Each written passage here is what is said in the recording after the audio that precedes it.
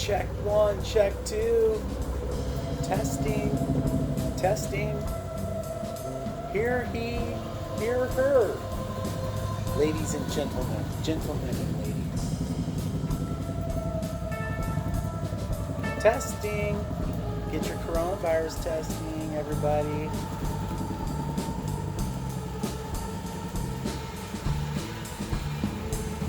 Don't forget your angel soft now.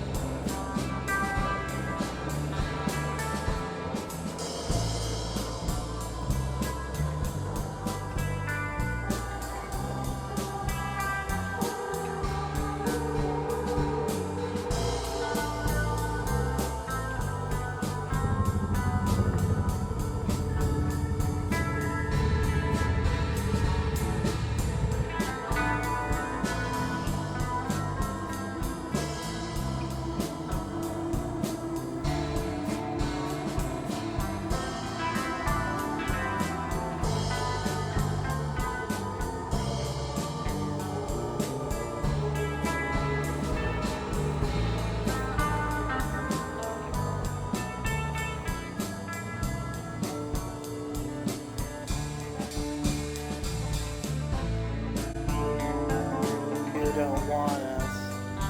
They say you bomb us. Obama.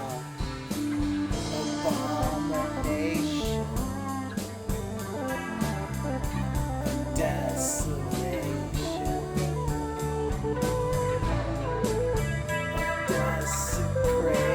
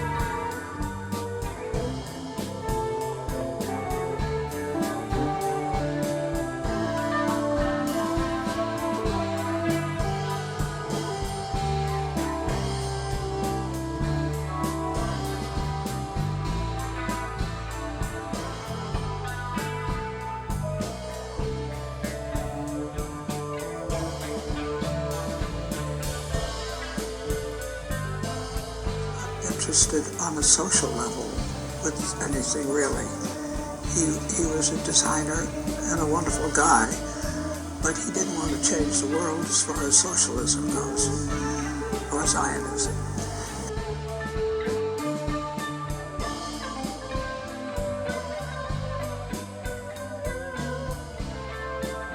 Hey, hey, hey, what's up YouTube? It's Chemtrails here, and it is great to be back.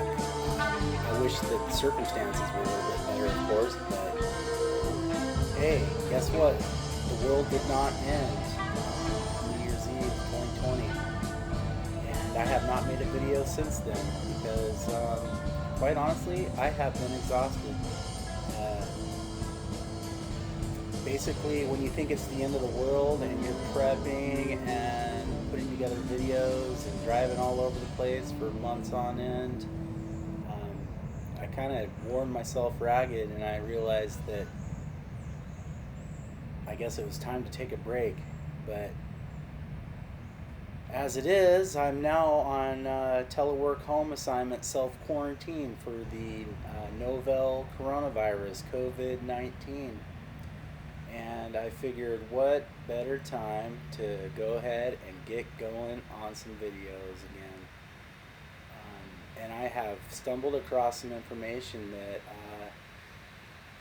I think it might blow your mind. I know it sure has mine. And anyway, let's go ahead and we'll get underway here after this short demonstration of how chemitrails is the last person you want on your state capital tour. To clean it and to change the light bulbs, they build a scaffolding and they think technicians say, well, it's very expensive to do, so they try not to do it very often. There's a schedule to replace the light bulbs every 10 years, and it's been in place for about 15, 16 years. When a few of them will go out, we have some visitors complain about, hey, light bulbs are out. The legislature appropriated between 75 and 90,000 dollars. So they don't like to do it. Yeah, time for cleaning. They clean it, they change it. Who are the people on the chandelier? Sir? Who are the people? You know, I don't really know. We call those winged maidens. And they look like they're about 2 feet tall, don't they? Yeah. Well, they're actually almost 4 feet tall. Oh. And the faces around the bottom, they look like doll-sized faces. Those are actually life-size faces. You get a better look at it from the next floor. Oh, okay. But you have something that large in this space, it just kind of makes it look smaller than it is. It's huge. Yeah, I'm just curious what their relationship is to Washington State. All of this white marble that you see? Or government.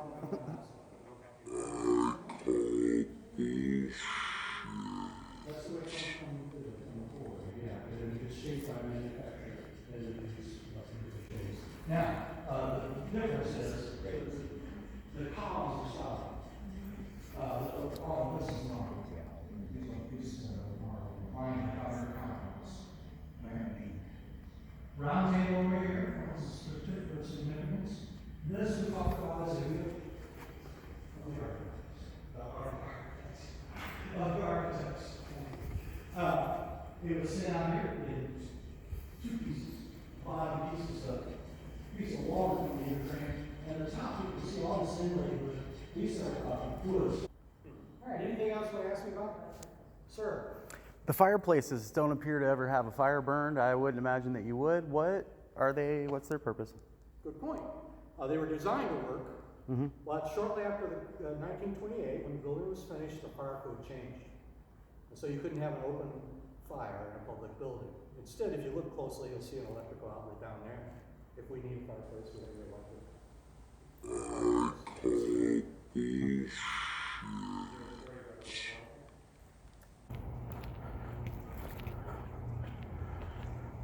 1, 2, 3, 4, 6, 7, 8, 9.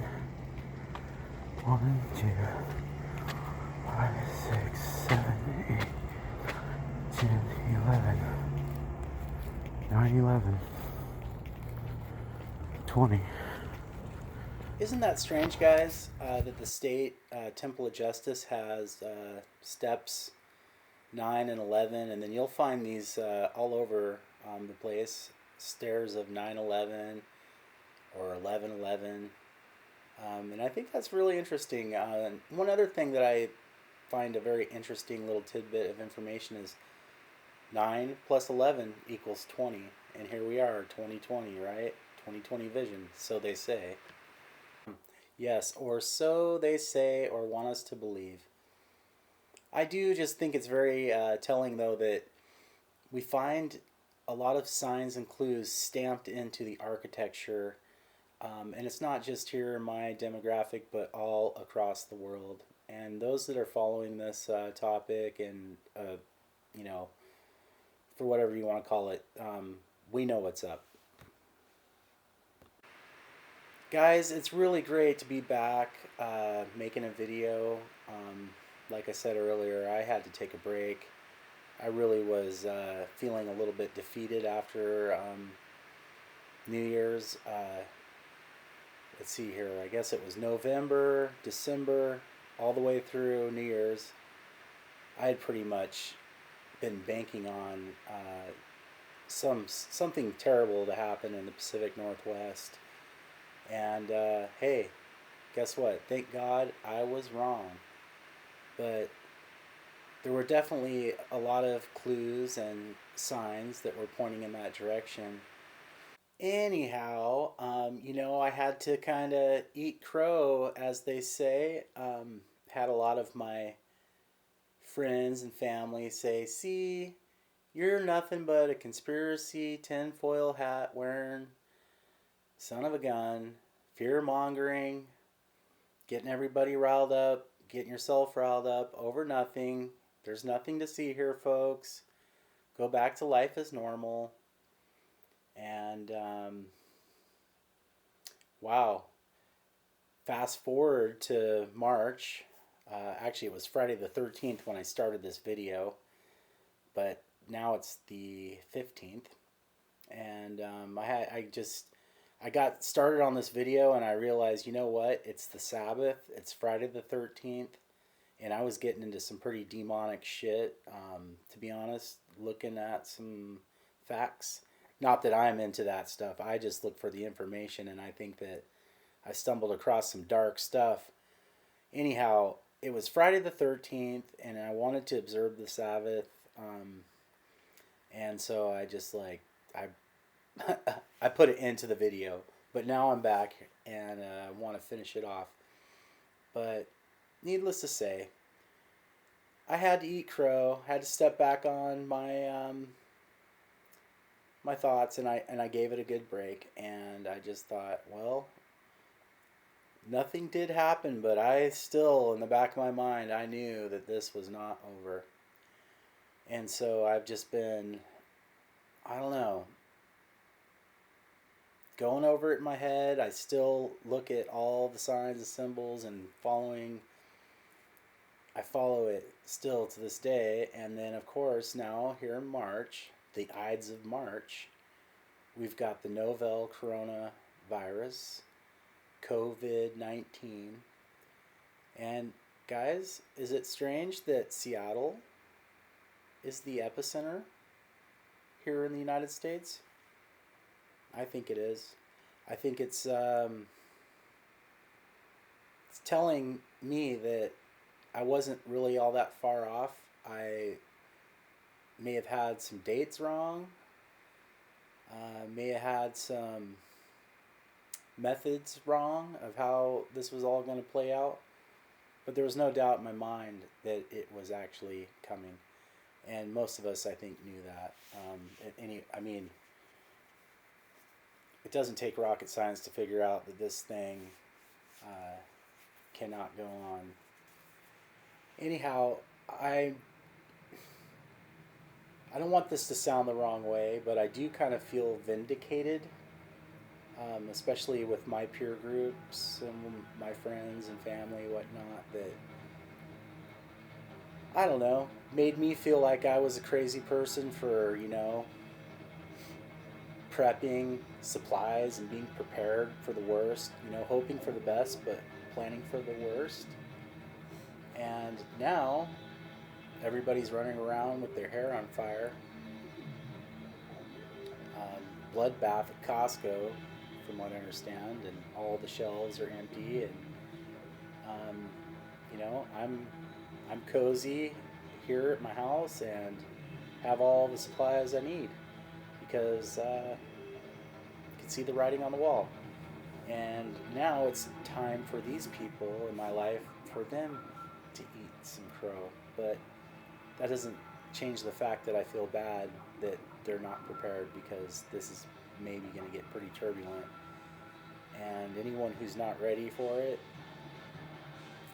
if you haven't done so yet, time is short for you to get prepared with food, water, bug out, bug in, ammo, gold, silver.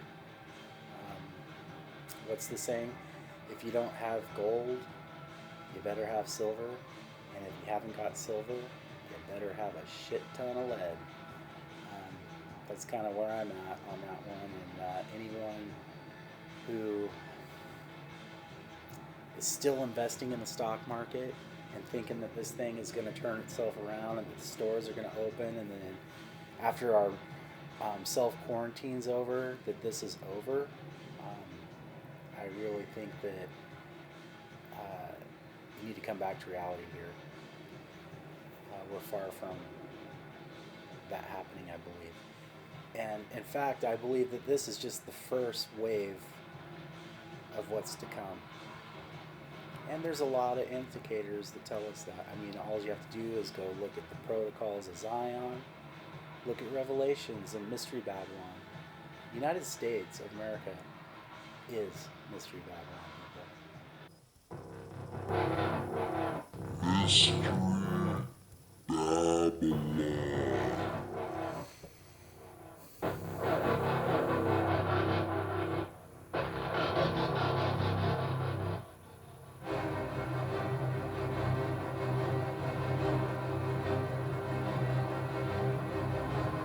And he called out with a mighty voice, Fallen. Fallen is Babylon the Great. She has become a dwelling place for demons, a haunt for every unclean spirit, a haunt for every unclean bird, a haunt for every unclean and detestable beast. For all nations have drunk the wine of the passion of her sexual immorality, and the kings of the earth have committed immorality with her, and the merchants of the earth have grown rich from the power of her luxurious living. Then I heard another voice from heaven saying, Come out of her, my people, lest you take part in her sins, lest you share in her plagues. For her sins are heaped high as heaven, and God has remembered her iniquities. Pay her back as she herself has paid back others, and repay her double for her deeds. Mix a double portion for her in the cup she mixed. As she glorified herself and lived in luxury, so give her a like measure of torment and mourning. Since in her heart she says, I sit as a queen, I am no widow, and mourning I shall never see. For this reason her plagues will come in a single day, death and mourning and famine, and she will be burned up with fire. For mighty is the Lord God who has judged her. And the kings of the earth who committed sexual immorality and lived in luxury with her will weep and wail over her when they see the smoke of her burning. They will stand far off in fear of her torment and say, Alas, alas, you great city, you mighty city Babylon, for in a single hour your judgment has come.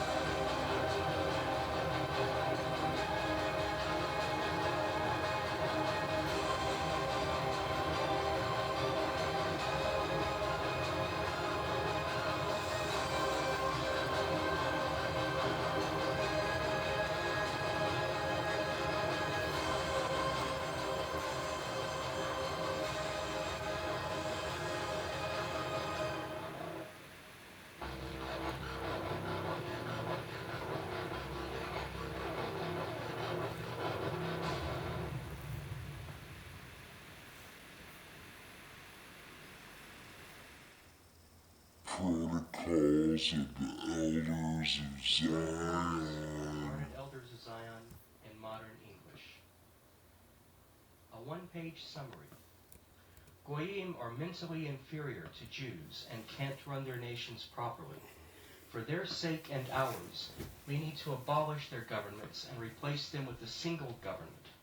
This will take a long time and involve much bloodshed, but it's for a good cause. Here's what we'll need to do. Place our agents and helpers everywhere. Take control of the media and use it in propaganda for our plans. Start fights between different races, classes, and religions. Use bribery, threats, and blackmail to get our way. Use free Masonic lodges to attract potential public officials. Appeal to successful people's egos. Appoint puppet leaders who can be controlled by blackmail. Replace royal rule with socialist rule, then communism, then despotism. Abolish all rights and freedoms except the right by force by us. Sacrifice people, including Jews sometimes, when necessary. Eliminate religion.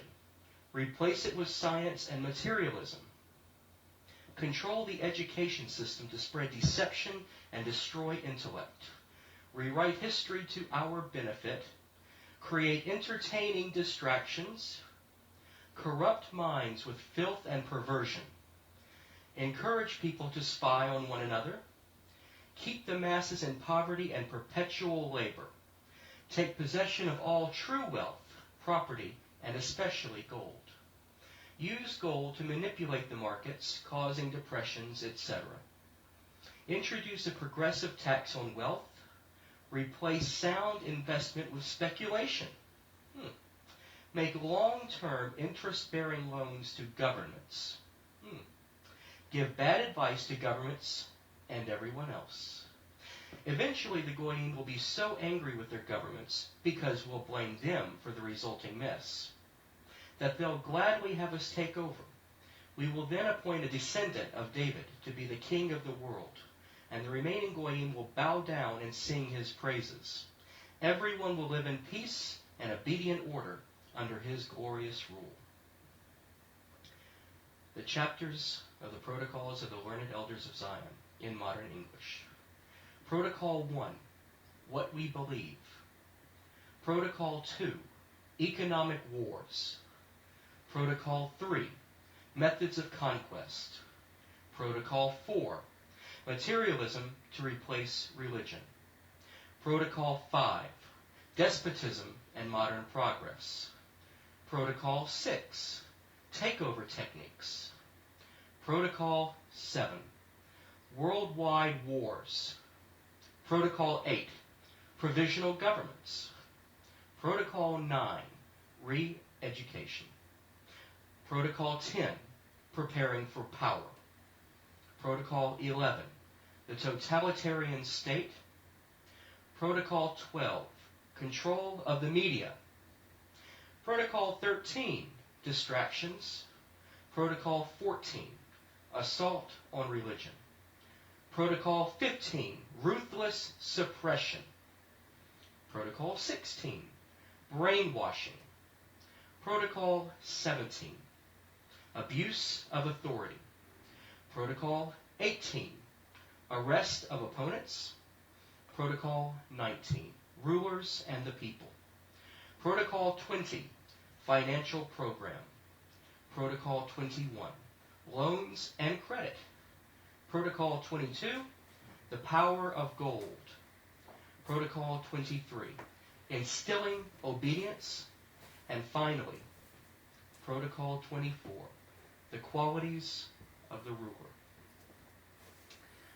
Protocol number 1, what we believe. Let's discuss the difference between us Jews and them Goyim, cattle or non-Jews. People are basically evil by nature. The bad people in this world far outnumber the good. So the best form of government is not one that holds reasoned discussions with its people, but one that uses tyranny. Most people would gladly become an all-powerful dictator and sacrifice the well-being of others for their own benefit. Where do people get their guidance? And what stops them from acting out their evil desires? In olden times, people behaved like animals and were guided by the force of their bestial instincts. Then, as society developed, humans developed laws to follow, but these laws were based on those same natural instincts. So the only valid law is the, quote, law of nature, end quote, also known as the use of force. Freedom is only an ideal. Nobody really has it. But if you want to win an election, it's good to preach the ideals of freedom, even if you plan to deprive your voters of it. If your opponent believes in the concept of freedom, like as a libertarian, Ron Paul, use that against him. Because if he foolishly believes in freedom, he won't be willing to use the underhanded tactics that you do. He will play fair while you play dirty. Any government that is based on freedom loses control over its people. This is a terrible thing, because remember, that people are basically bad, and the only way to guide them is by use of force. If a government is guided by freedom, the people will become weak. We can take advantage of that weakness to overpower them and install a new government. Gold. There was a time when religion was the guiding force of mankind, but now money is more important than religion. Money, especially gold, is the new guiding force because it gives power and freedom to the common people. But that freedom is bad because they'll always want more and don't know how to use it. We cannot allow that. Self-governance can be given to the masses, but only long enough for them to form a disorganized mob. At that point, we should intervene to create strife and racial hatred between their different classes and races, 1% against 99%. This will cause them to fight and kill each other, hopefully starting a civil war. Once a nation is engaged in civil war, it will either destroy itself or be weakened to the point where it can be taken over by another foreign power. In either case, our job will be done, as they will no longer be a threat to us. If that nation ends up in bankruptcy, we'll offer to loan them some of our money. They'll have no option but to take it. If anyone claims that the above is immoral, let me ask them this. Suppose a nation has two enemies, an external enemy, which is a neighboring nation, and an internal enemy, represented by political rivals, who might try to overthrow the nation from within. Well, if it is acceptable to destroy the other nation without any regard to morals, then why should it not also be acceptable to destroy the internal enemy? After all, it's the more dangerous of the two, and the more likely to succeed in destroying the society. Who in their right mind could expect to govern the people by the use of reasoned debate? Because those people who are really quite stupid when compared to you, the Jews, could then counter your arguments with their own silly arguments, and then you'd have to keep debating them. You'd get nowhere. The people who make up society, the voters, are lame-brained numbskulls who never achieve anything. Useless eaters. They spend their time following astrology charts and football. They obviously cannot think logically. In fact, the only time that they agree on anything is when we trick the majority of them into believing something. So, they may as well just let us do our job of ruling them. Otherwise, the whole nation will erupt into anarchy. Politics has nothing to do with morals. Anyone who tries to govern according to morals is a moron and unsuitable for office. A true politician must resort to cunning and lies if he expects to get anywhere. Great qualities such as honesty and integrity are a burden for any ruler. Anyone in politics who decides to start behaving like this, their career will be over long before they know it. Most Goyim believe that their ruler should have these qualities, but of course, we Jews know better. Might is right. There is a commonly held belief that all people are born with rights, meaning that they should be allowed to do or have certain things in life, regardless of who they are. But there is no way of proving this. What is it? Invisibly. Then, when it has gained enough strength, we can unleash it, and it will be unstoppable, because no one will be prepared for it. We need to do a lot of evil things in order to gain power, but that's okay.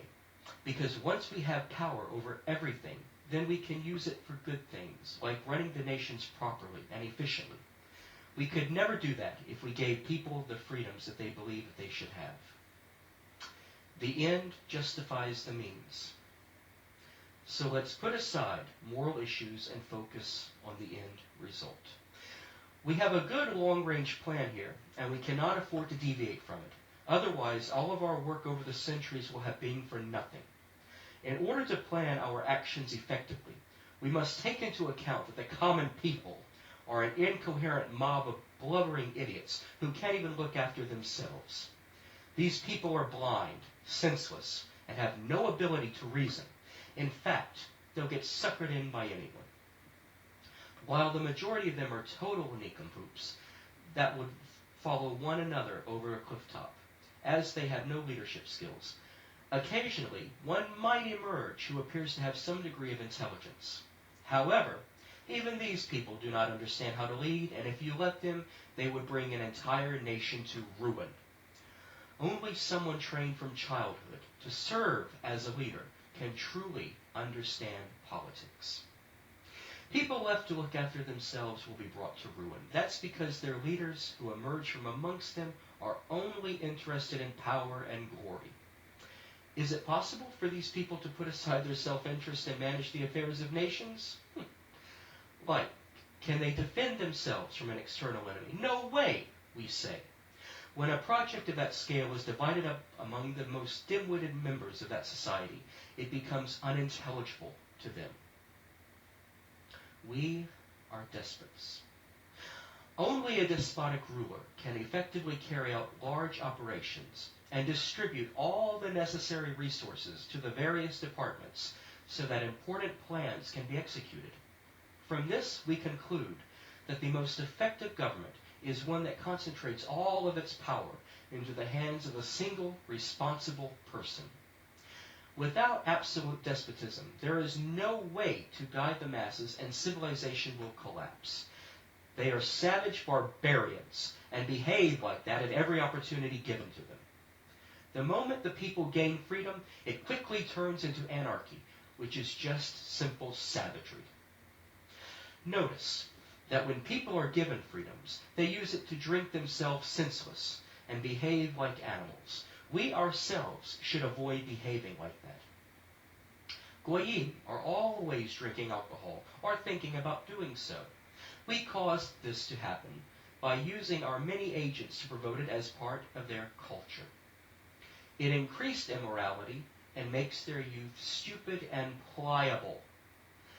We have agents placed everywhere, occupying many positions throughout society, such as tutors, lackeys, governesses in the houses of the wealthy, by clerks and others. We also have a lot of women agents acting as prostitutes who assist in the corruption process. Our modus operandi is simple: force and make-believe. Only force gives you power, especially in the hands of a smooth talker. Violence and deception must be the rule of any politician who wants to remain in power. This may be considered evil, but please remember, evil is justified when it is used to achieve good. Therefore, we must not stop at bribery, deceit, and treachery if they can help us attain our end goal. In politics, we must know how to seize the property of others without hesitation if it allows us to gain full power over them. We may need to wage many wars in order to achieve our ultimate peace. Between wars, we can replace the horrors of wars by less noticeable and more satisfactory sentences of death. This is necessary to maintain terror in the populace, which leads then to blind submission. A just but merciless penal system is the greatest strength of the state. We do this not only for the sake of gain, but also in the name of duty. For the sake of our victory, we must stick to the program of violence and make believe. It is enough for them to know that we are merciless for any disobedience to cease. The principle of balancing accounts, particularly the repayment of debt, is strongly ingrained, and one... There's a statue, there's a lady standing in the harbor, and she is the scarlet whore of Babylon, with her 7 spikes on her crown and her standing on the the 11-pointed star for it. And yeah, it's basically Isis, Horus worship, Athena, all these, Greek deities, and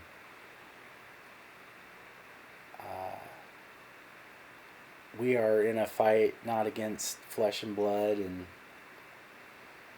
like a orthodox type of situation here. We are up against municipalities and principalities, and it's a spiritual war. And whether or not what you believe in or not, it doesn't really matter at this point. It's what they believe in. These people are Luciferians. They are steeped in esoteric, occultic, Satan worship, basically. I don't know how else to say it.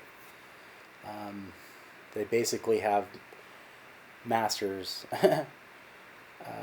They are puppets. They have masters. They are programmed. They're probably possessed by these entities.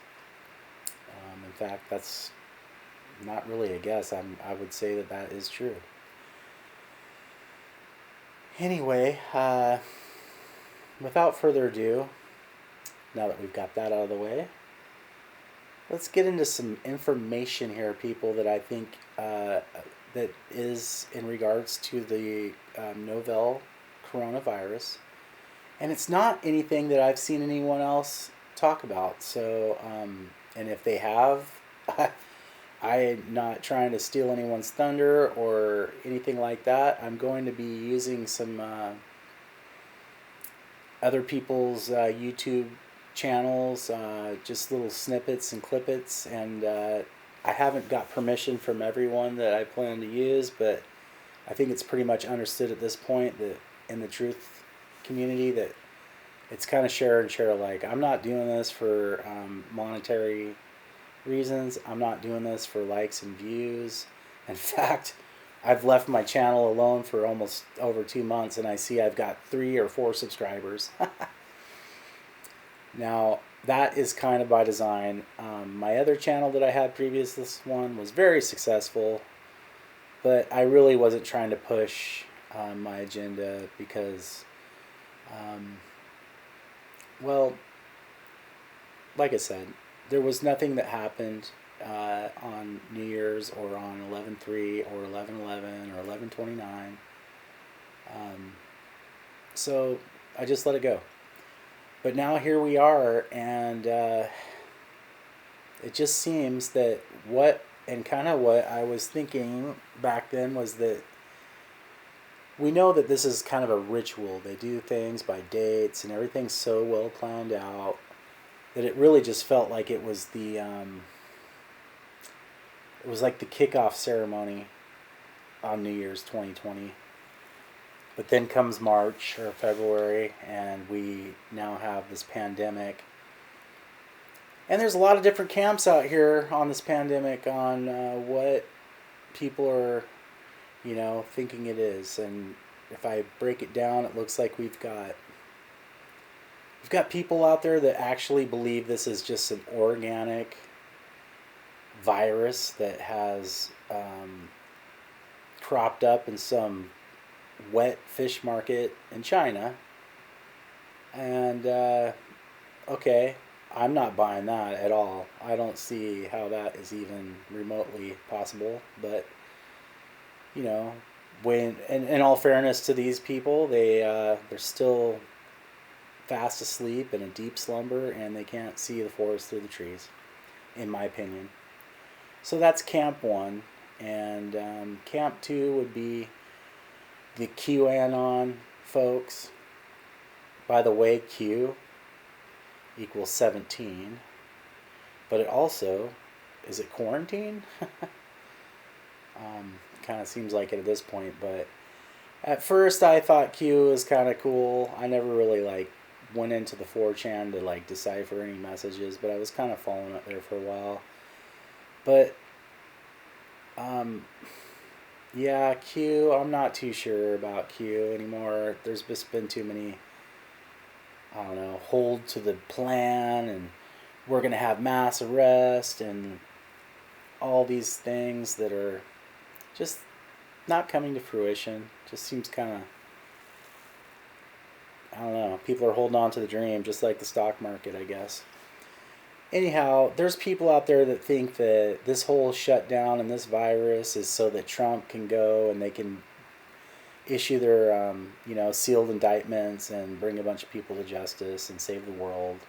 and save the economy and reset it and all that. And no, that is ludicrous. Trump is one of the good old boys here in this. He's totally in bed with Israel, Netanyahu. He's a Noahide Zionist, obviously. Look at what's going on with his daughter Ivanka and Jared Kushner. And now they're calling Ivanka Queen Esther, which is crazy town. But yeah, Trump. I mean, he went to what, Georgetown. He's Jesuit trained. The guy isn't here to serve us at all. In fact, I think he's probably just here to close up shop. And that's exactly what they do in a corporation. You know, people, the right and the left, the Democrats and the Republicans, they're attached to the same bird. The left wing and the right wing are attached to the same bird. They have the same brain. And, you know, people have this false, I don't know, belief that our democracy and our vote counts and we actually elect our officials, but that's all smoke and mirrors, people. First of all, we don't get to choose who these people are. They're presented to us. They're all from the same camp. So behind closed doors, they're all friends and buddies and part of the same bloodlines and all these types of things. And, you know, we think that we are selecting a leader, but actually that leader has already been selected for us. And there's really no difference. They have controllers, and whether or not it's Trump or Hillary or whoever's in that seat, they're going to have the same controllers, and they're not calling shots. They do not have the power that people bestow upon them. Trump, honestly, he's just a talking head. He's not calling any shots. I can almost guarantee you that. But at this point, people who are still holding on to that strand of faith that Trump is going to save the day, no, I don't think so, guys. His little wall that he's built, too, I don't think it's to keep the people out. I think it's to keep us in, to be honest, at this point.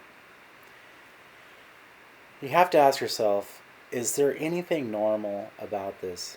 Now, you guys see I've got helicopters, Army helicopters for days, and that was just a small sample of the ones I've got. And this, you know, I'm not going out to look for these helicopters. These are flying directly over the top of my house, rattling the house like they've been going for months on end.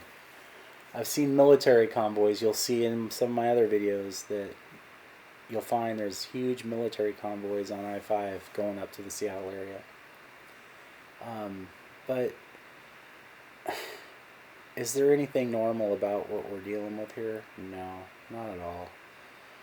In fact, it's really strange is that they've really been pushing the transgenderism. They just, like, in fact, while the coronavirus virus was going rampant in China, here in Washington State, they were trying to, they actually set up the transgendered bathrooms in the state government. So that was what they were concentrated on while this whole thing was getting underway. And it really just lends itself to the abomination, Mystery Babylon. And we're going to be talking a little bit about that tonight, because I think it's clear at this point that the United States is Mystery Babylon, and it's an abomination, and it has to be wiped off the face of the earth, per prophecy and per revelations. And that has to occur before they can build the third temple in Israel. Something along those lines. You know, they want to, the Jews in Israel want to bring in their Noahide laws and get rid of Christianity. They want to RFID chip us, get us that mark of the beast. And anyone who does not want to go along with that plan, guess what? They can get the guillotine, and that's exactly what it says will happen. Not trying to scare anyone, not trying to fearmonger. It's just the facts, folks. Sometimes wouldn't you rather just stare the hard facts in the face and understand that than to just wish it away? It doesn't work. It's not going to save you.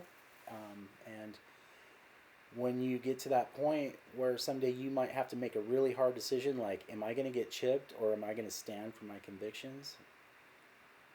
What are you going to do? You should probably have that all figured out and get your house in order and just know in your heart that you're going to be okay and there's a larger plan, and that way you don't get suckered into this thing and lose your chance, people. And I think you know what I'm talking about. Now, I try not to push my belief system on anyone, but I am definitely a Christian and believe in the Creator, and based on that, there's no way in hell I'm going to miss my chance to get into heaven and to get out of this dark world by putting a chip in myself, because that's exactly what they'd like to see happen.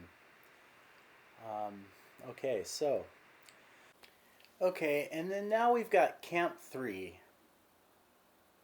Believers and people who say and believe that this is a manufactured virus and that it was weaponized and it's got a patent through the United States of America, and it is a hybrid virus that is what they call a retrovirus that duplicates itself, and it has a coronavirus envelope, but it also has strands of the MERS and the SARS and the HIV, and that basically because it's enveloped with those 3 different viruses under the coronavirus envelope, that whichever one of them attacks you first, your body will build an immunity to it.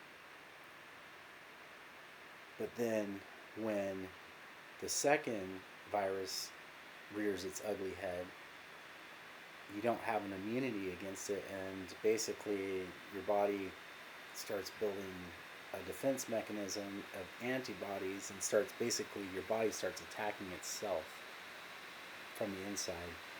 And because these cells are duplicating and replicating themselves, they start to attack your own DNA, and apparently, as the story goes, starts to morph and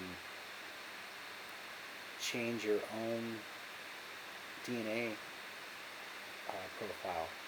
So I'm not a chemist or a scientist or anything like that, but that's the way I understand it. Hopefully that made sense. There's a lot of information, a lot of speculation, a lot of people just talking about this thing that who really knows what's real.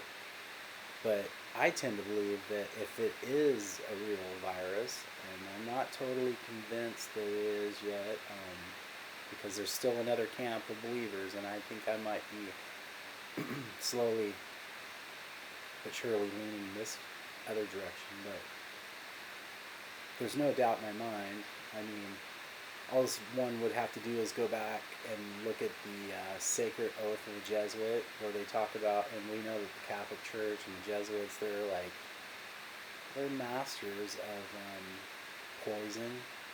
It's like one of their favorite little ways of taking people out. The presence of Almighty God and you, my Lord, this is the channel for the Society of Jesus, founded by Saint due by the womb of the Virgin, and the matrix of God, and the rod of Jesus Christ. Declare and swear that His Holiness the Pope is Christ, and is the true and only head of the Catholic or Universal Church throughout the year. Therefore, to the utmost of my power, I shall and will defend this doctrine and His Holiness right and custom against all usurpers of the heretical or Protestant authority, and all adherents in regards that they be usurped and heretical opposing the Sacred Mother Church of Rome. I do further promise and declare that notwithstanding I am dispensed with to assume any religion heretic for the propagating of the Mother Church's interest. I do further promise and declare that I will have no opinion or will of my own, or any mental reservation whatsoever, even as a corpse, but will unhesitatingly obey each and every command that I may receive from my superiors in the militia of the Pope and of Jesus Christ. I furthermore promise and declare that I will wage the reckless war, secretly or open, against all heretics, Protestants, and liberals, to extirpate and exterminate them from the face of the whole, and that I will hang, burn, waste, boil, and flay, and strangle and bury alive these infamous heretics, rip up the stomachs of the women of their wives, and crush their infant babes against the wall, in order to annihilate forever their execrable ways.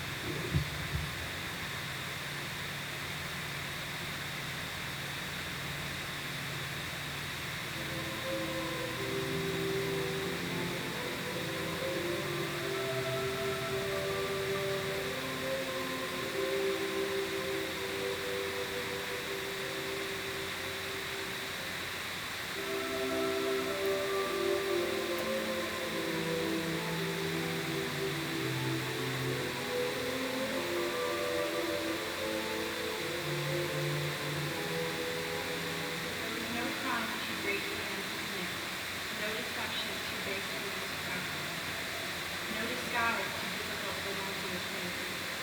Vow to perpetual poverty and humility, it was their studied aim to secure wealth and power, to be devoted to the overthrow of the Protestant communities and the re-establishment of the Roman family.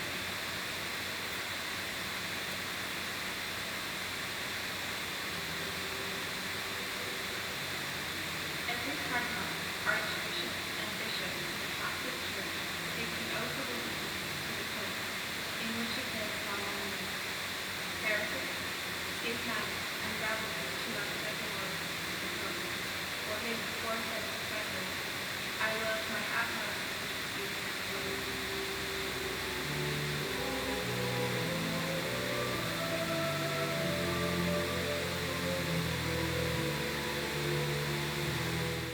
So they've got the science, they've got the weaponry, they've got the labs. I mean, apparently these labs, this level 4 lab is the only thing they do in these labs are create bioweapons and viruses and things like that. So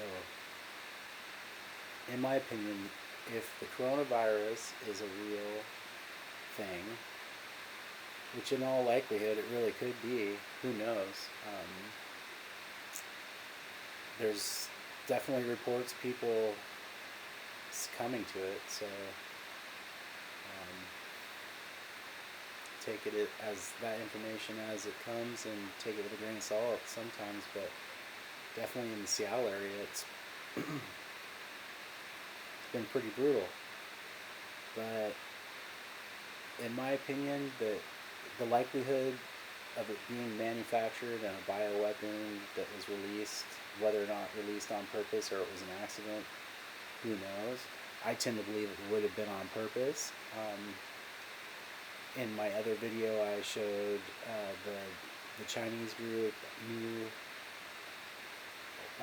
World Order, and they have a video called "Let's Start World War III," and they're in China, and then they fly to Seattle, and they're talking about starting World War III, and you know, one thing I did learn in the college, the liberal arts college, that was a big waste of my money, but I did learn some things, I suppose.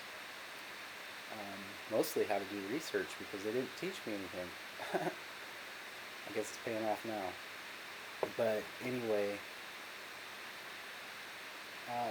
one thing I learned is that when you're like a director or you're making a movie or anything like that, every single thing in the screen and on the set has a purpose. There's no mistakes.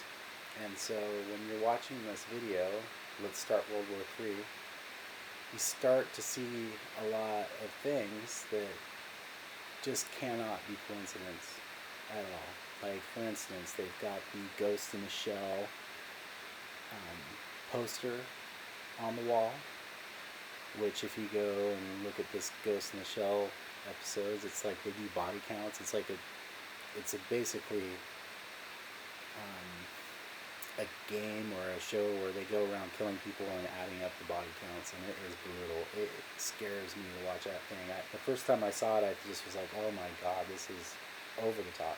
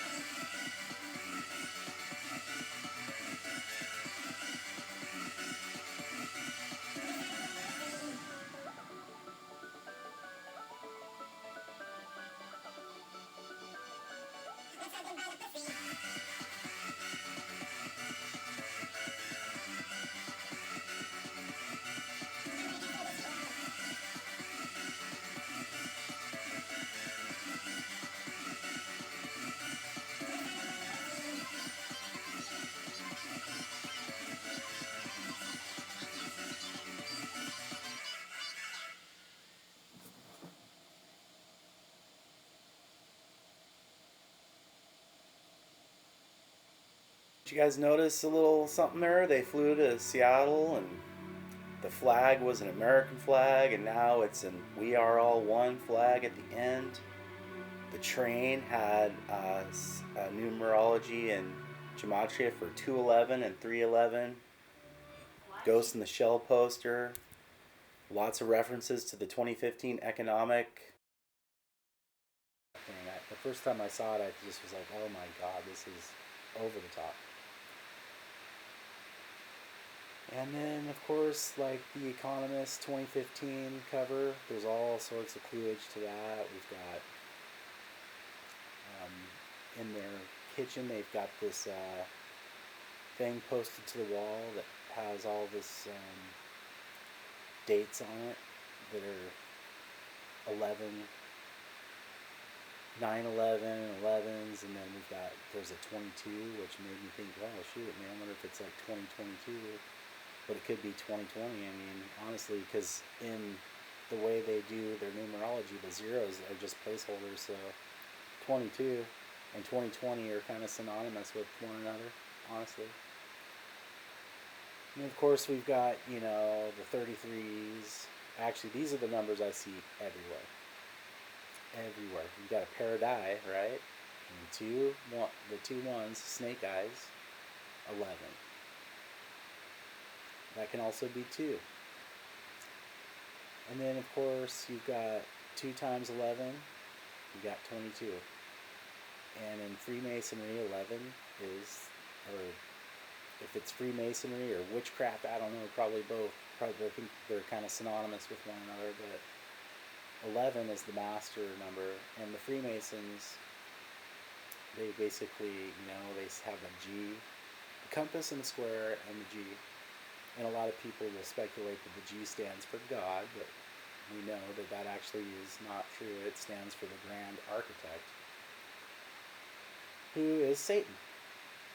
And that's why we have all this amazing Greco-Romano architecture that looks like it was built by giants. Probably was built by giants. Not just, in Europe, but across the world.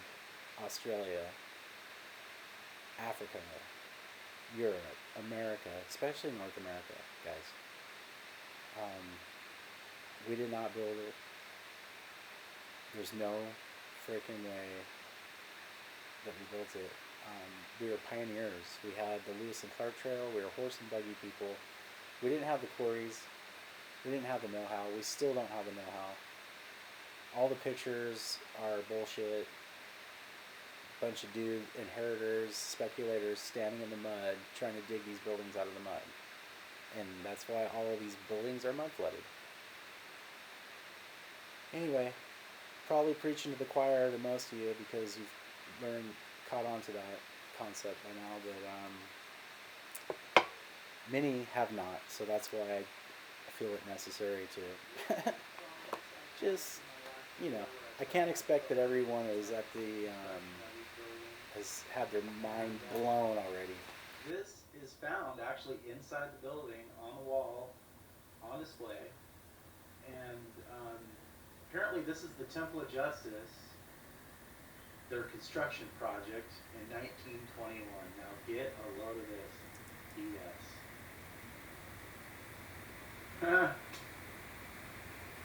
What do you guys see? A bunch of mud, 2x4s and a ladder.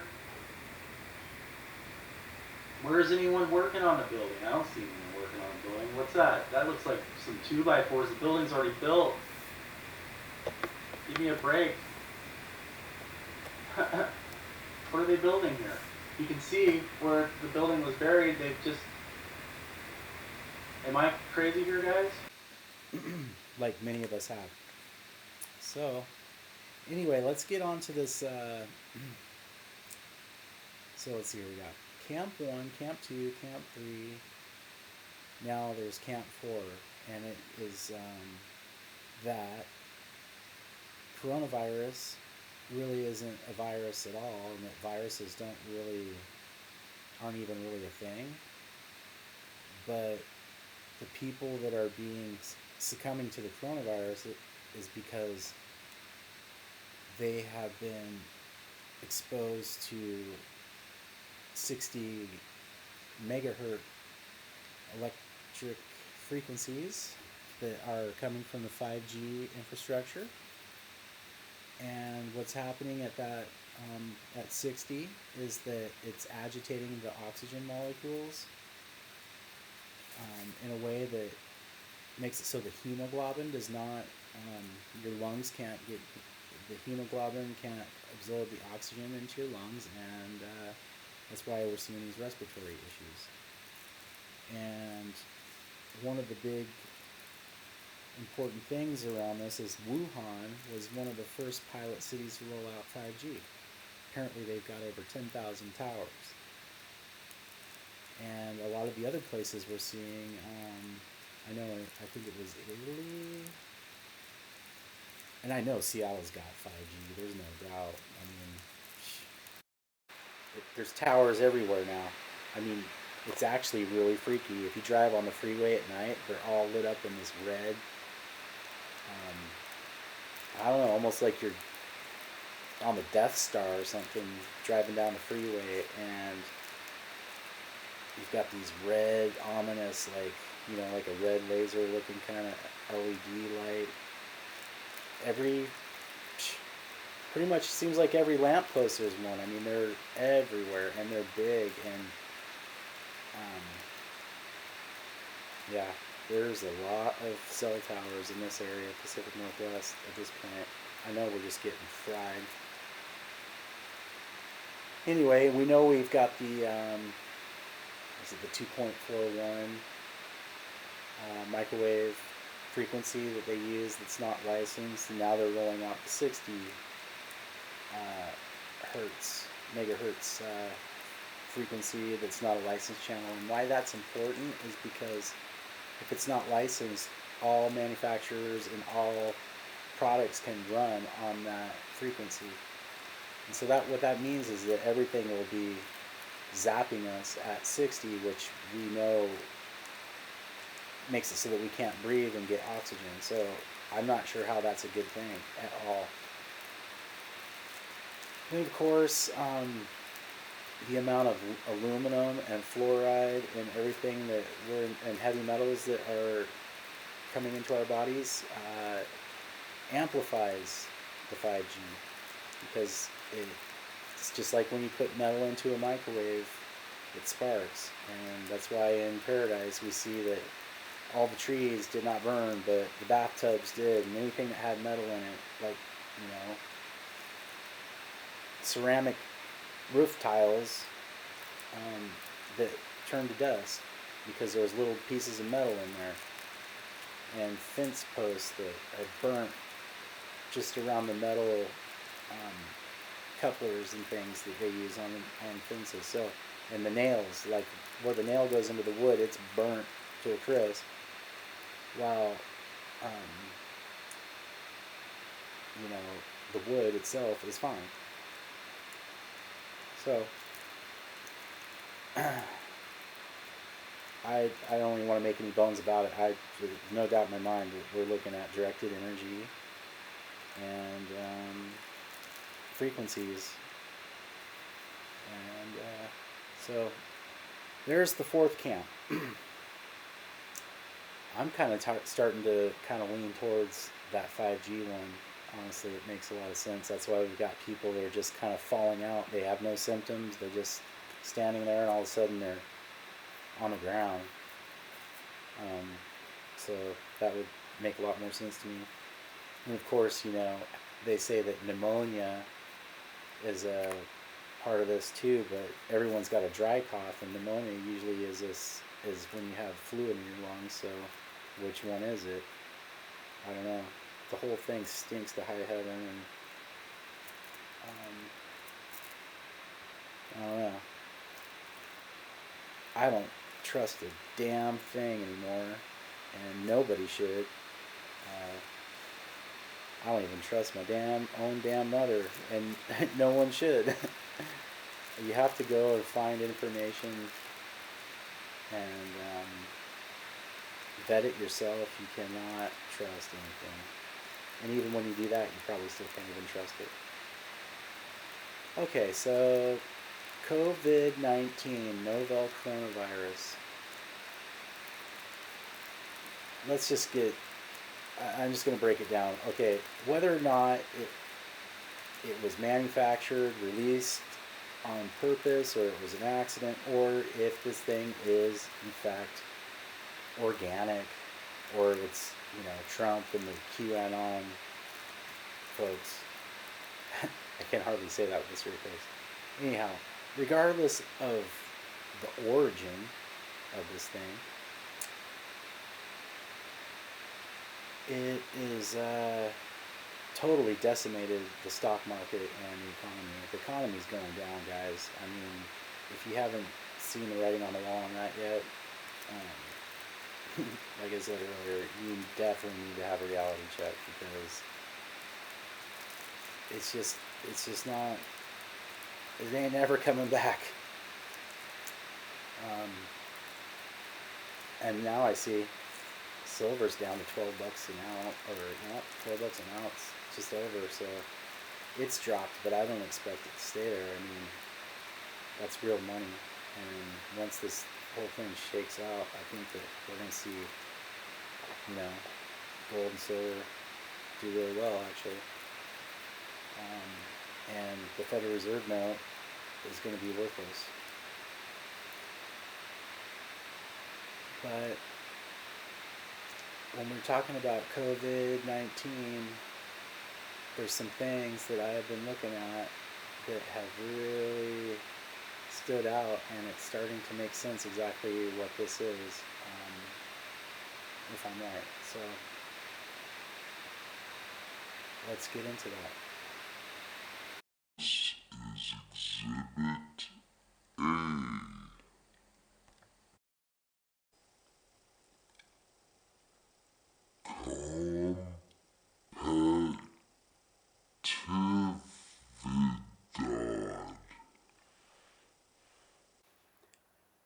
Competition, COmpetitiVIDadad. Under companies. Company, competition, or competitiveness pertains to the ability and performance of a firm, subsector, or country to sell and supply goods and services in a given market in relation to the ability and performance of other firms, subsectors, or countries in the same market.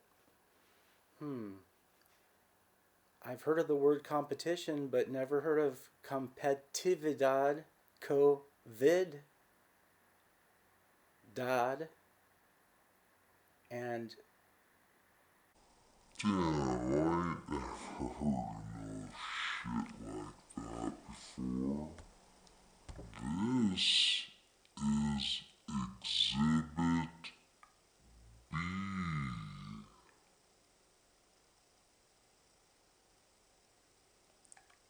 COmpetitiVIDadad.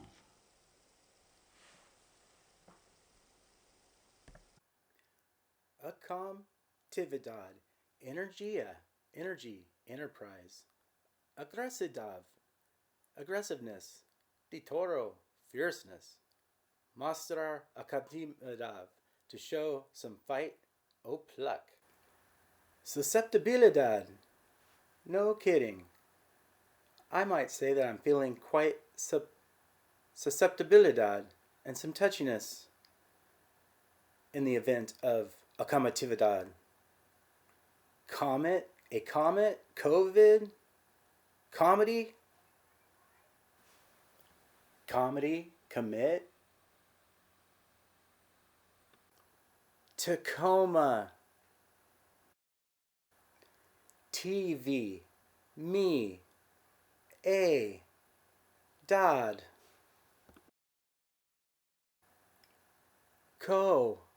pet, compet, petition, Aeon, tit,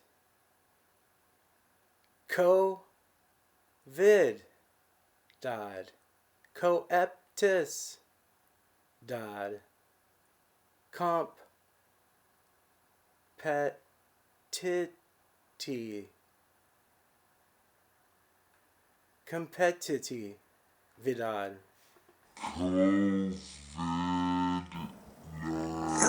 The other thing I think that probably sticks in my mind is it isn't the war so much. I was on a magnificent destroyer. Give up. Don't give up. Don't allow it to happen. If there's a concrete wall in front of you, go through it, go over it, go around it, but get to the other side of that wall. Never, ever give up. Don't give up. Don't allow it to happen. If there's a concrete wall in front of you, go through it, go over it, go around it, but get to the other side of that wall. I wanted to share this with you. If I type in COVID for coronavirus, and I get the Hebrew translation in this character, so then I take a copy of the Hebrew language and I go to Hebrew under the translation field here, and I click on that, and I put in that same image I have saved under paste, and the English is Kobe. Okay, folks, I'm not sure if you can recall back to a previous video of mine or not that had where I had addressed the Oakville blob. That I have always found really interesting, and if you get a chance, I recommend go back and check that out and tell me what you think. But it's pretty weird that that happened, and people got sick of a respiratory disease. They had flu-like symptoms, and the pets were dying, and it's basically in my backyard. I mean, it's not far away from where we are here in the Pacific Northwest. So I've always found this story really interesting. And then I had a friend who actually worked for Department of Agriculture on Actually, no, it was Department of Health, who was on the receiving end of these phone calls that were coming in about this Oakville blob, where it rained this weird tapioca type goo ball substance several times, like 6 different individual times, and it made people very sick, and it killed the pets, and they really pretty much swept it under the carpet. Well, I remember when I was doing that piece, I was looking at the gematria, and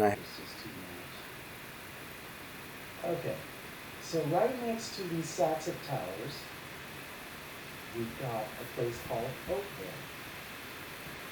And many moons ago, I had a close friend that used to work for the Department of Agriculture.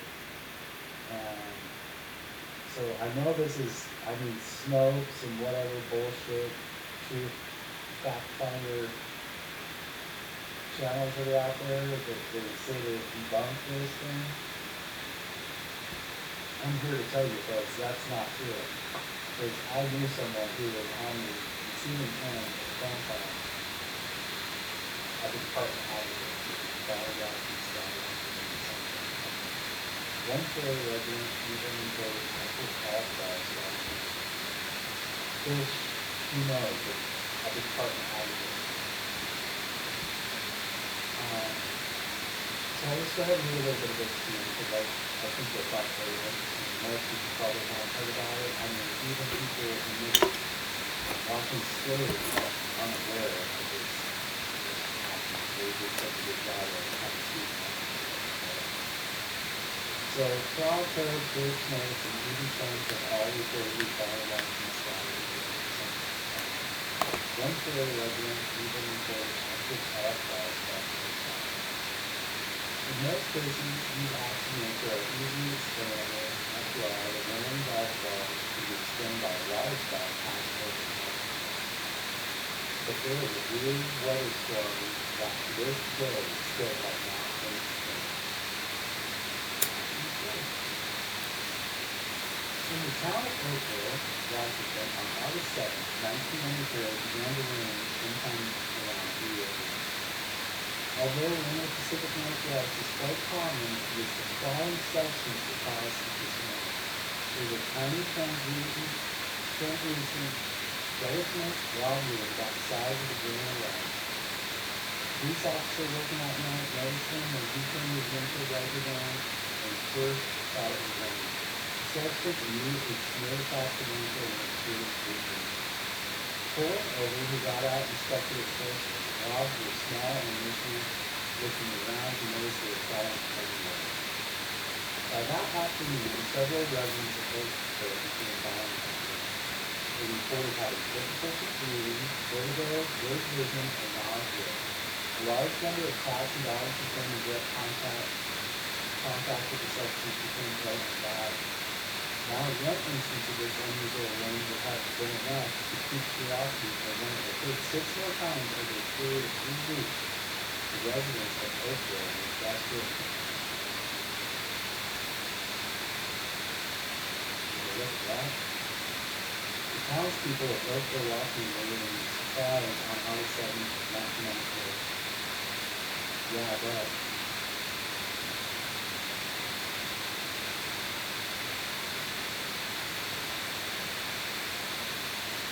What the technicians discovered was shocking. It looked like they sent some of the blobs into testing. The blobs contained human white blood cells. The substance was then brought to the State Department of Health in Washington for further analysis. It was another startling reveal. They discovered the gelatin blob had 2 types of bacteria, one of which was found in human digestive system. However, no one could successfully identify the blob. And how they were connected to the mysterious sickness that plagued the town.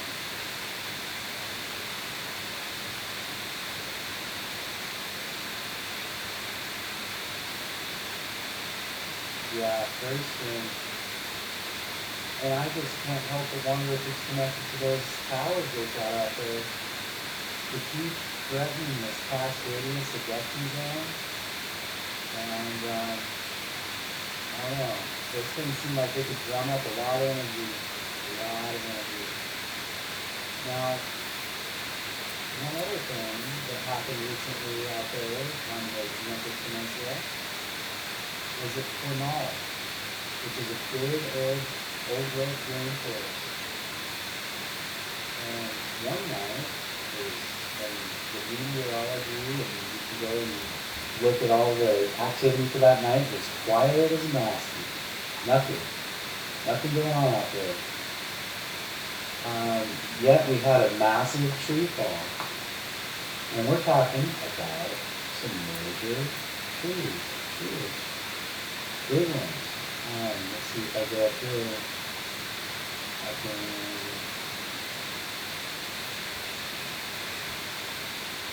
Well, hopefully they'll show some. If not, I'll show you guys some. Oh, here we go.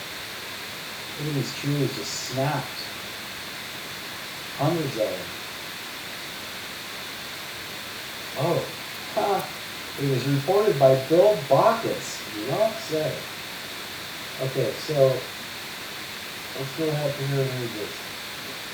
An unexplained incident happened in the forest of Olympic National Park on the shores of Washington State, and Park Service officials and scientists have been left baffled by lack of definitive explanations. In the early morning hours of January 27th, you don't say. What day is it today? January 31st? A year later? Yeah. A year later.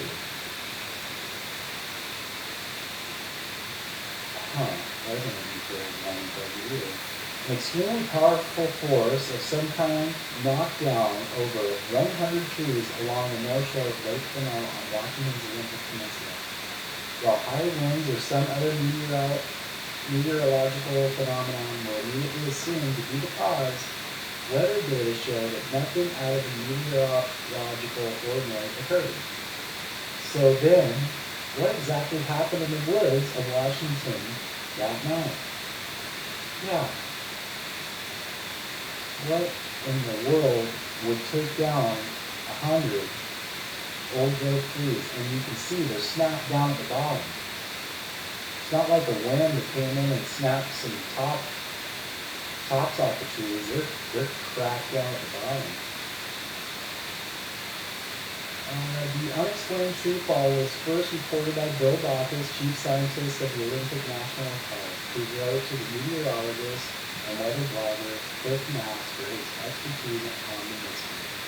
In his message to Mass, Bacchus described a surreal scene of massive old-growth trees splayed out in a semi-circular pattern, broken off at their bases.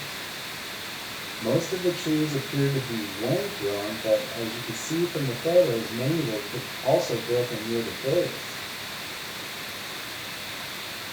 The amount of trees down was inconsistent in some areas. Nearly every tree was down, but the majority of the area seemed to have lost about 40 to 60% of the standing trees. Near the drainage outlet, the trees seemed to have fallen southeast, while the western edge trees were oriented more north-south. In the eastern edge, the trees were closer to east-west. That would, if I'm reading that correctly, that would mean it was kind of like a circular energy that flung them out into like a circle. Mass immediately began combing through all the available meteorological data for the night of the incident, looking for any wind patterns or microbursts which might explain the tree fall. Immediately he noticed that whatever caused the trees to fall was also powerful enough to trigger a localized seismic event picked up only by sensors nearest to the epicenter of the tree fall. Well, yeah, we got 100 trees falling, you might pick that up. Imagine if it's thunders. Still, weather data from that night showed nothing anomalous. No extreme changes in temperature or dew point, low wind speeds and pressure following a weak downward trend. There was a front of warm air flowing in from the south at the time, but such fronts are not usually known to cause dangerous microbursts. On his blog, Mass writes, and such little clues lead this incident total mystery. And it says down the bottom, a rough and tumble Sasquatch mating ritual? Does sound intriguing, but unlikely. Everyone knows Sasquatch venture south for the winter. Could someone unknown meteorological phenomenon be the cause, or something stranger but in the Pacific Northwest? Well, I've got my bet on Stranger Things. And actually, I think it might have something to do with this.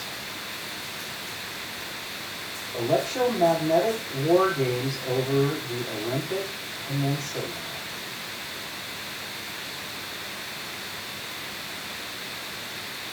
The U.S. military has also taken a renewed interest in the Olympic Peninsula and its lush forests. The U.S. Navy plans to conduct war games over the peninsula using Growler jets to simulate electromagnetic warfare. Many residents and visitors feel that these exercises threaten local ecosystems and communities on the Olympic Peninsula, and they set a dangerous precedent for military exploitation of public places. Bear with me, folks. It's 6:30 a.m. I'm still rolling. Okay. Just kind of stumbling on my words. I think I'm just about done here, but we've got a little bit more to go through because it's just like, I said in my last post, there's not time to be sleeping right now. Not really. I honestly should be packing up and getting the hell out of Dodge, but I don't even know. I just know I don't want to be around a cubic sound. But, man, if we're doing electromagnetic shit, who knows? I've been fooled before. I know that in November I was in Eastern Washington several times that month. And nothing happened. But better safe than sorry. Anyway, I will link up this stuff to the video. I'm not going to read it all to you. But there you have it, folks. And that looks exactly like those tanks that I showed going down my fire with the little laser things on there. They weren't guns. I don't know what they are. I might have a painted green. I'm used to seeing like Desert Storm type military stuff, but now it's all painted ammo green like it would blend into the Olympic Northwest.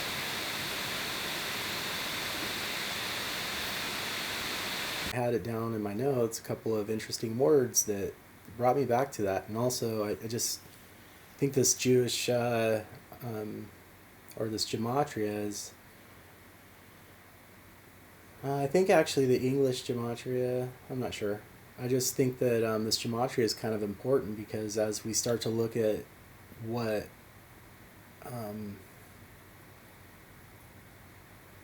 happens is these people communicate through the number value of the word. And I can prove to even probably the staunch disbeliever that that's true, probably just by going through a couple of different gematria searches.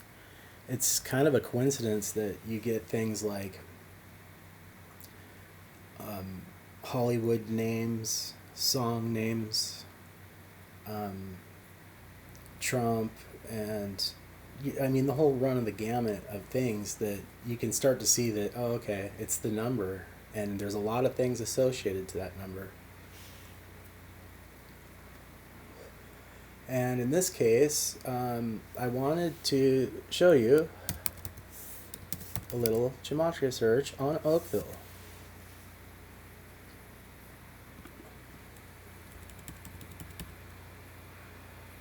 The third word in the list is novel. Novel.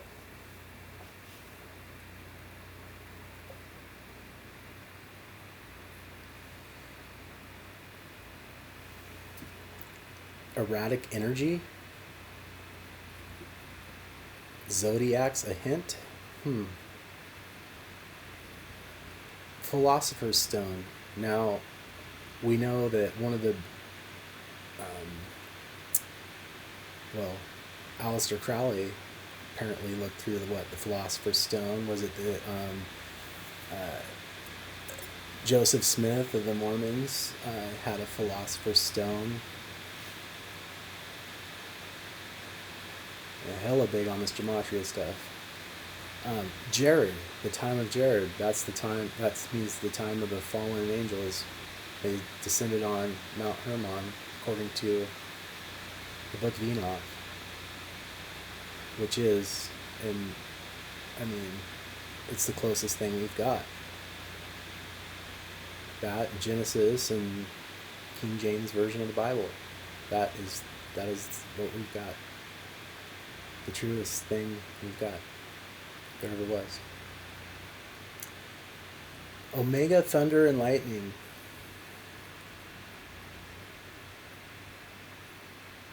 Van Halen. Hillary Clinton dead. True Christian. Elvira. Ye lust. Unfaithfulness. Get off the computer. I wish I could, but I'm on coronavirus self-quarantine. What else am I supposed to do? Actually, there's a lot of other things to do than this, but not really. This is very important, in my opinion.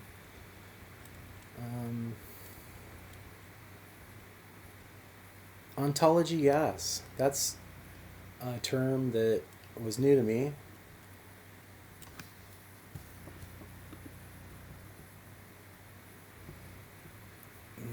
That's actually not what I want.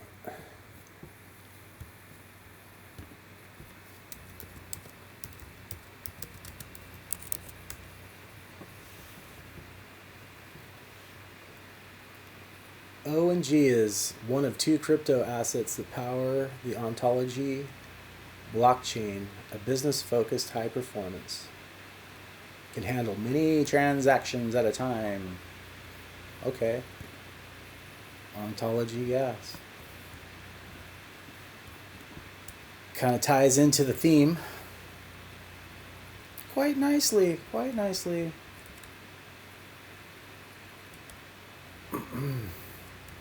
Stellar. Bill Gates. Now, that's really something. Truth. Russia. Justice. Clinton. C Zodiac. 12. Victor. Litecoin. Espanol. Interesting that we just discovered two new to me, Spanish words. Yahweh. Yahoo or Yahuwah. Junior.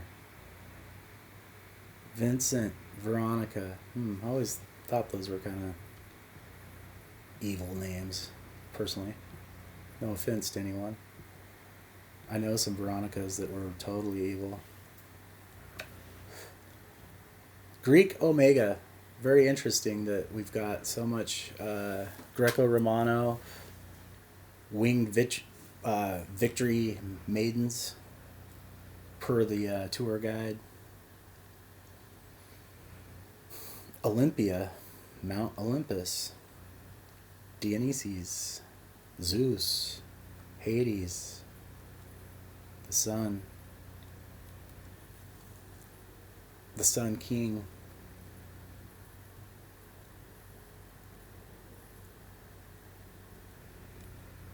One, two, three. Call God. And we've got the Seahawks. Interesting that this is all generated off of Oakville, wouldn't you say? Timbuktu, out in the middle of nowhere. Seriously, Oakville is pretty much out in the middle of nowhere, kind of. It's pretty rural, at least. Let's just put it this way. There's not a lot going on out in Oakville, but it sure does generate a lot of matches to some strange things. Tornado, Lotus, that's such a big thing. They're everywhere on all the architecture, all of it. Truman, Democracy, Scapegoat, King of All, Antarctica, birth date, Project 90. Load more.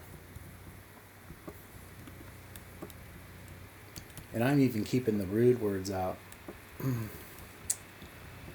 American Founding Fathers. The Ingress of Quithpoth.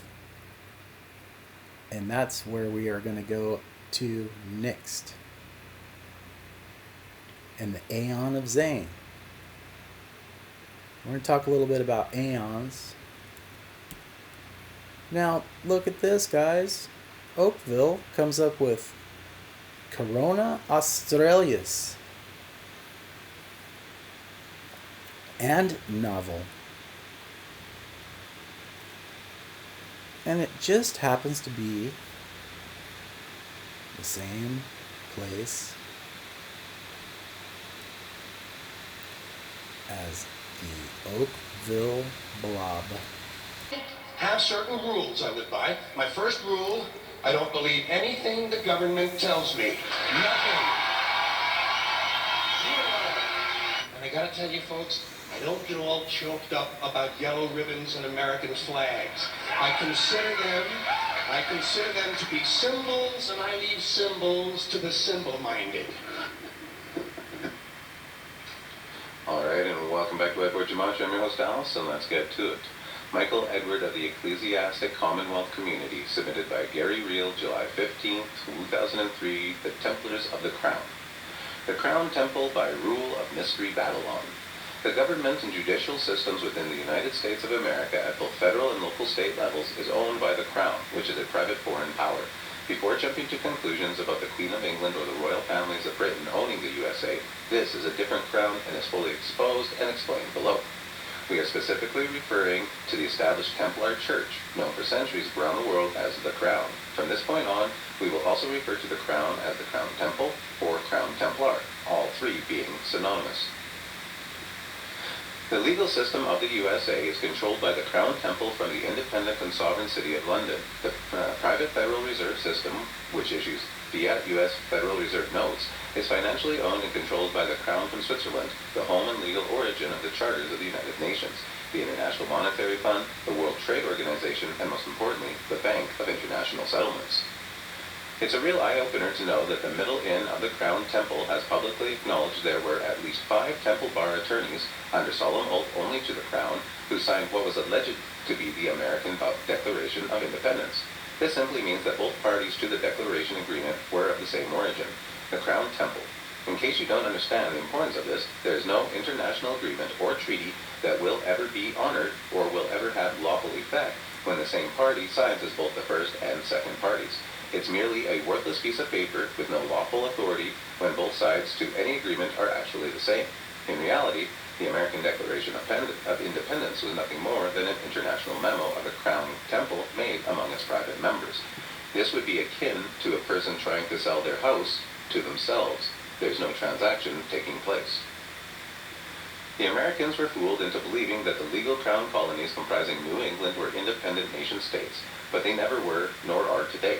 They were and still are colonies of the Crown Temple through letters patent and chartered, so who have no legal authority to be independent from the rule and order of the Crown Temple. A legal state is a Crown Temple colony. To have this declaration recognized by the international treaty law in order to establish the new legal Crown entity of the Incorporated United States, or the USA Inc., Middle Templar King George III agreed to the Treaty of Paris on September 3, 1783. Between the Crown of Great Britain and the therefore said United States, the Crown of Great Britain legally was, then and now, the Crown Temple.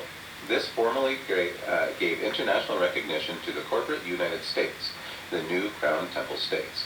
Most important is to know that the actual signatories of the Treaty of Paris were, take particular note to the abbreviation ESQR, as in Esquire, following their names, as this legally signifies officers of the King's Courts, which we now know were Templar Courts, or Crown Courts. The Crown was represented in signature by David Hartley, Esquire, a Middle Templar of the King's Court, representing the United States, a Crown franchise by the signature of John Adams, Esquire, Benjamin Franklin, Esquire, and John J. Esquire. The signatories of the United States were also Middle Templars of the King's Court through Bar Association membership. What is plainly written in history proves, once again, that the Crown Temple was representing both parties to the agreement. What a perfect and elaborate scam the people of North America have hold on them. One may call the rule of the world today by many names. The New World Order, a Bush family favorite, a third way, spoken of Tony Blair and Bill Clinton, the Illuminatis, Triad, Triangle, Trinity, Masonry, the United Nations, the EU, the US, or many dozens of other names. However, they all point to one origin and one beginning.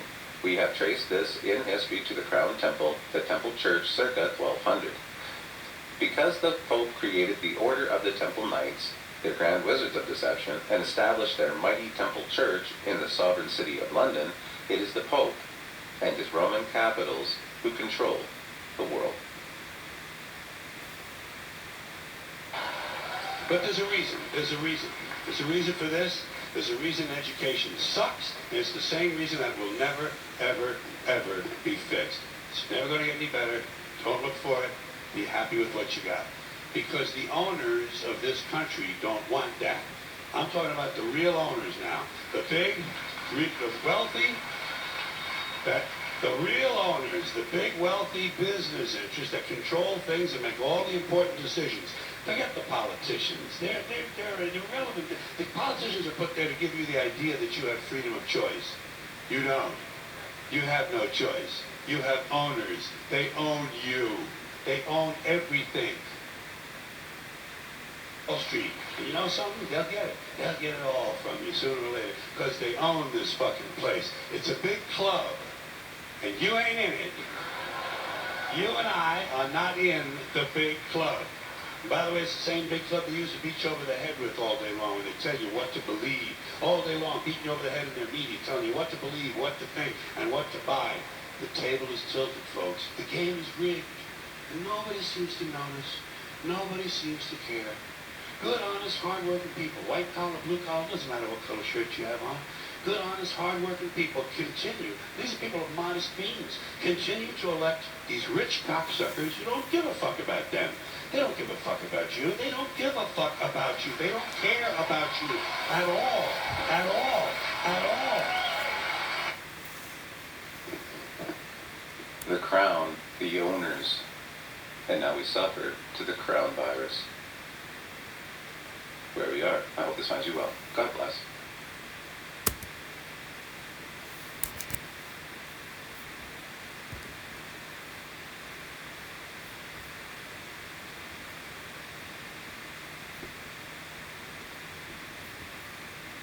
Take it in sections. They study the public, see how we react. They roll things out. Is there a mandatory vaccine coming? Who knows? But that'll be based on how the public reacts to what is going on. They study it, and then they roll out the next piece of the project. I'm going to play an interview with Anthony Patch. 2014, guys. I even included this in my documentary, Illuminati, the Black Gold Project.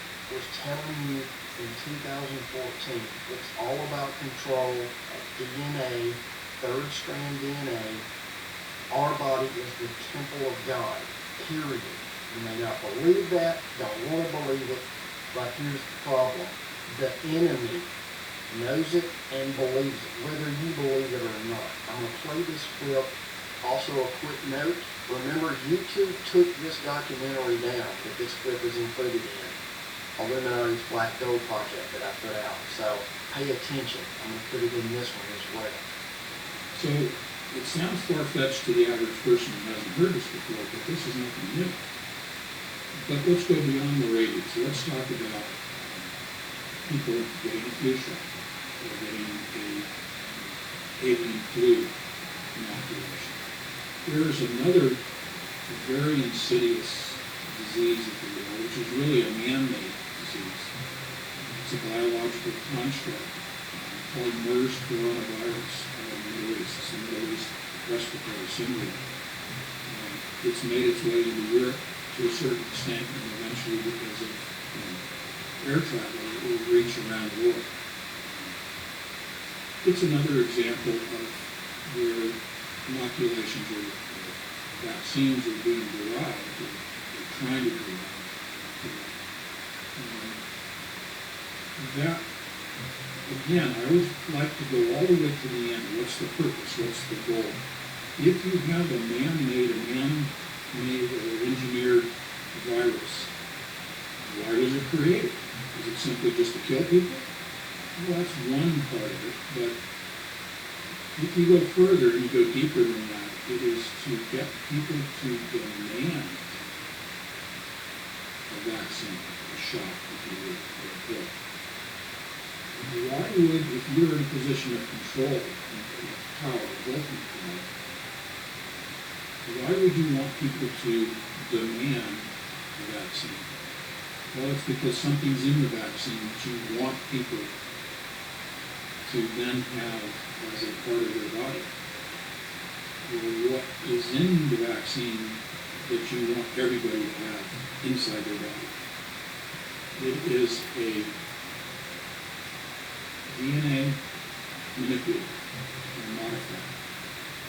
I mentioned earlier third strand DNA. There is already, you can find this on the internet, in existence, a third strand of DNA constructed with silicon. Again, we go back to the silicon chip in computers.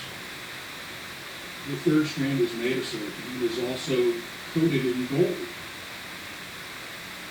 If you talk about nanotechnology or nano layers, this is extremely thin coating of gold down to a billionth of a millimeter of gold that is coating the silicon from which you are building the third strand of DNA. The purpose of the gold is to increase the surface area around the strand so that more information can be digitally imparted or programmed.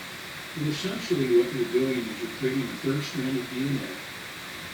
You are transferring that or imparting it into a person's body through a vaccine that that person's demanded because they're afraid of contracting the newest coronavirus or avian flu or whatever it may be.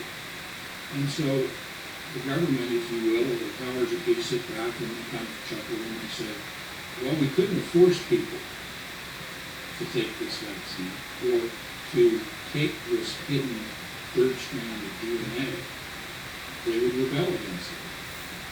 But if we create the problem and present the solution, people will demand the solution. Thus we achieve our ultimate goal of having this DNA in every person change. Well, let's go deeper. What's the goal? What's the purpose? Yeah, go around and change everybody's DNA, but what do they become? They become a hybrid. The insidious part of this is that once a person is injected, almost immediately their DNA undergoes transformation.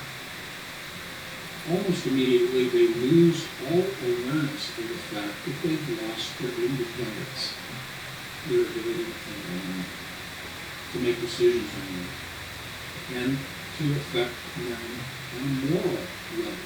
Their moral independence, their beliefs, religious, moral, ethical, legal, all of those go away.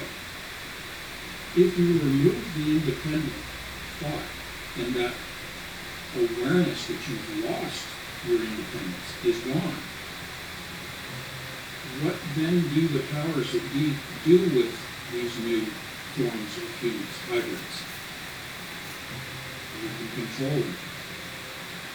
They can turn them into a serf class. S-U-R-F. Not surfers. S-E-R-F. A class of slaves. To serve the elite. To serve the Ray Kurzweils of the world, who want to achieve immortality, but they need to have labor to manufacture, develop all of the technologies. And they have enough technologies now. The technology, the scientific world, if you will, has reached the level where they don't care about hiding it anymore. Their agenda is so far advanced, both politically, philosophically, their sense of morals, and technologically, that no longer are they worried about you and me as the serf class and the coming serf class. They're not worried about what we think. They're not worried about us rebelling. And in fact, we won't go down, partly because right now we've been so dumbed down through a variety of mechanisms. But once people demand the virus and they truly are dumbed down to where they've lost that awareness that something's happened to me,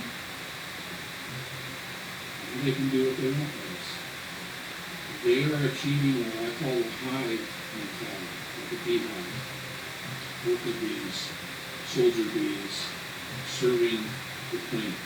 The queen, in my estimation, is this elite class that's in power, and it's not the politicians.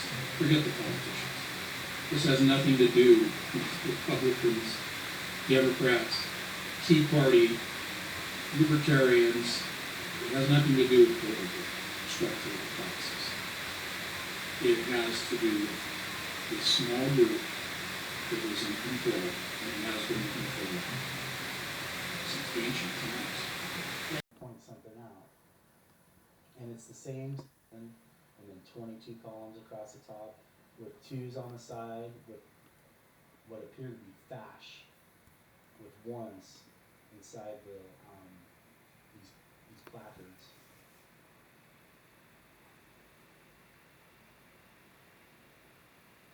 See if I can get into this freeway park. I'm gonna put some in there. Oh, this is interesting. These all add up to 1/1/2022. Oh, look at that. We've got 2 with a circle and 2 circle. Very interesting. There's a better view of it. See what I'm saying? 2020.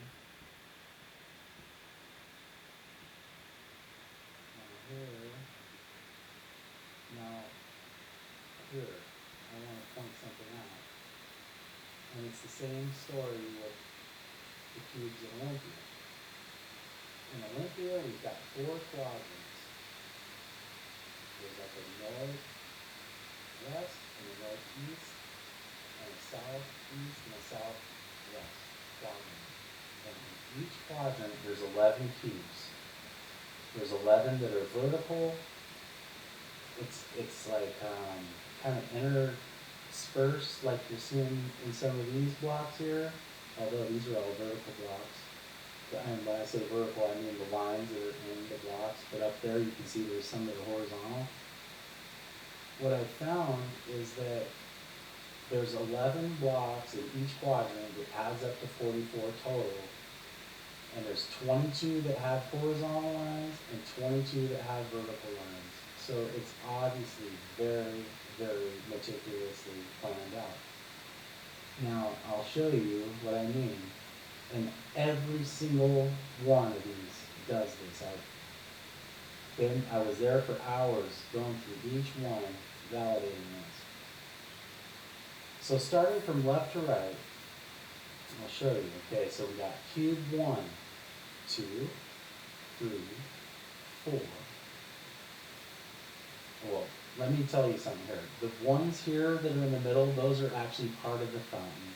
So they get excluded. They're not counted into the count. So I'm not going to be counting those. Like these ones over here. Those are not part of the equation, okay? Starting from left to right, we got 1, 2, 3, 4, 5, 6, 7, 8, 9, 10, 11, 12.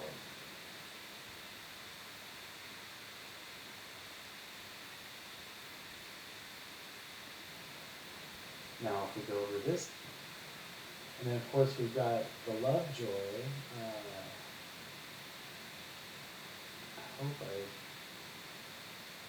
and that's right across the street, and it's on Olive Street. This is the same designer who did that. You can see here. Now this is the Irv Keller in Portland, and it's the same thing as we've got in Olympia. There's also one in San Francisco, there's one in San Diego and Los Angeles, Denver, there's one in Washington, D.C., all displays this, okay?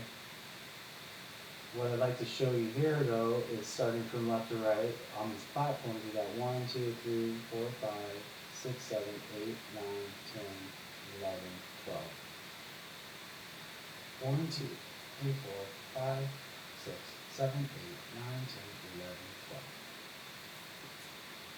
12. The stairs going in and out of this place all have the same code into the architecture. And this is Lawrence Halpern. This is Lawrence Halpern's work. This is important.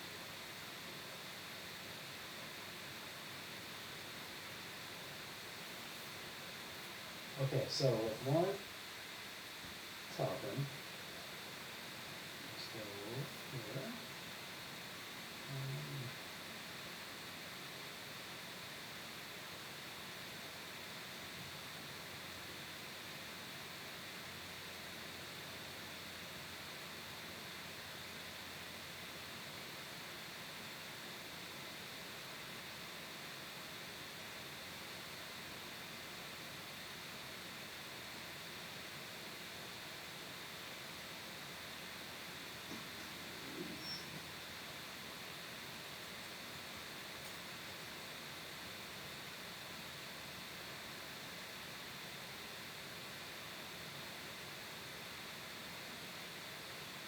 Oh, this guy, Lord Allen, he's a big famous architect too, and I like to point out something interesting about his little video here. They always do these weird hand signals, but he's got 3 chairs, 3 rungs, and the 11s. Even in his little video, it's almost like it's staged, right? Here's Lawrence. He's got the Levi's Plaza in San Francisco. Working for Tom Church. This is the one I want. I think that I fell so directly into art forms and landscape architecture and architecture is because of my parents. My parents were very influential about my becoming something because they knew I painted and drew a lot. And my mother particularly used to take me to museums. She'd go shopping at Macy's. You guys see the patch? Every Saturday, and she'd drag me along. And the reason I liked it was because I'd get ice cream soda in Schrafft's on the way up on Fifth Avenue, literally. And they made wonderful Schrafft's. And so I would do that, and then at the end of it, I'd go to the Museum of Art. But she constantly supported my artistic feelings and so forth. And she, in that sense, was a mentor for me. And my father as well. He was not, now that I say that, he used to make little sketches as well, now that I think about it. But he was very busy making a living. And the two of us took me on this grand tour through Europe and ended up in Israel. And that's how, at the age for my bar mitzvah, that's how I happened to be in Jerusalem at the end. And and my mother was a Zionist, a very big influence. She was the president of Hadassah, and she also was an assistant to Ben Gurion, the first prime minister of Israel. And so they both had an effect on me politically and socially and artistically in that sense. They must both of them be admitted that they're mentors. They were mentors. Now, here, I want to point something out. And it's the same story with the cubes in Olympia. In Olympia, we've got 4 quadrants. There's like a northwest and a northeast and a southeast and a southwest quadrant. And in each quadrant, there's 11 cubes. There's 11 that are vertical, It's like kind of interspersed, like you're seeing in some of these blocks here. Although these are all vertical blocks. And when I say vertical, I mean the lines that are in the blocks. But up there, you can see there's some that are horizontal. What I found is that there's 11 blocks in each quadrant that adds up to 44 total.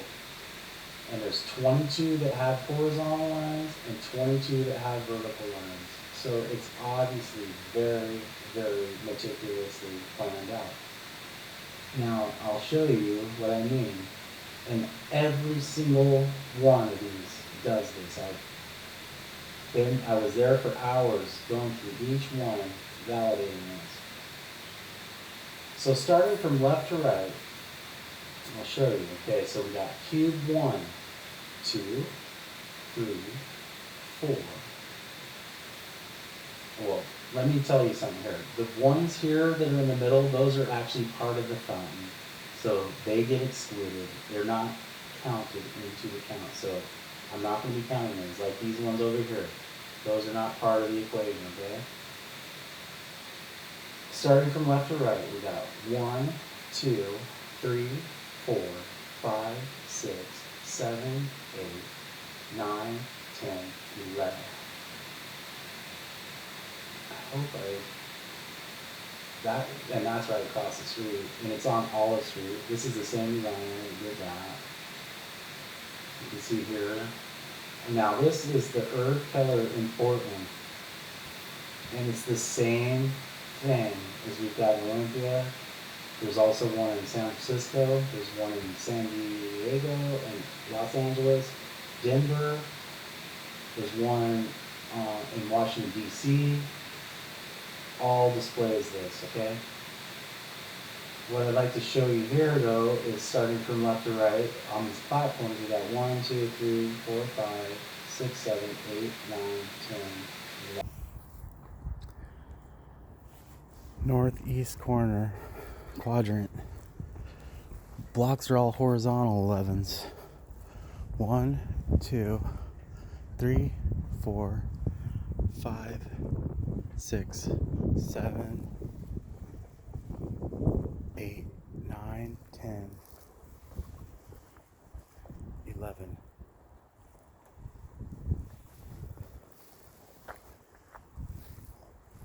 Vertical blocks.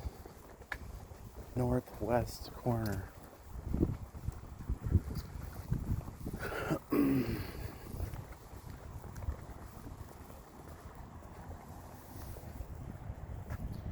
One, 2, 3, 4, 5, 6.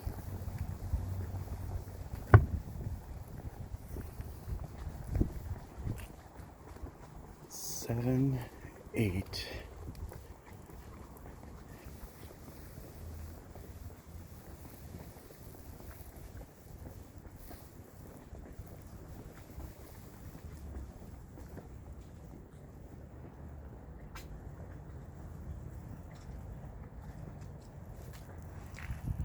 Does that count? I don't think so. 1, 2, 5,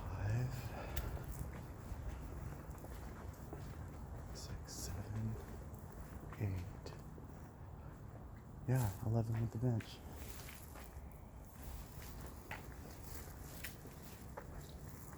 One, 2, 3, 6, 7, 8, 9, and 11 verticals. It's broken out into vertical and horizontal, 11 each. 4 quadrants, 11 each, 44 total. Okay guys, what is Lawrence Halprin, the lieutenant who almost died on his destroyer and likes to talk about his destroyer, whose parents were Zionists and his biggest mentors, who went to Harvard, who has art and landscaping artwork across the nation, and a metric ton of it in the Northwest, Oregon and Washington, who has a patch over his right eye, like we see, the left eye, or the left hand. We see him wearing a turtle bolo necktie. And he has embedded a message into his architecture. I'm quite certain of it. And I'm trying to do my best to prove that through these videos, but yeah, there is definitely something to it. And I think Mr. Patch, Anthony Patch, has just shown us exactly what that might be. Just what that might be. Like I said, in the Water Garden in East Capitol Campus in Olympia, there are 4 quadrants. And in each quadrant, there's 11 cubes. 44 total. 22 of the cubes dispersed throughout have vertical lines.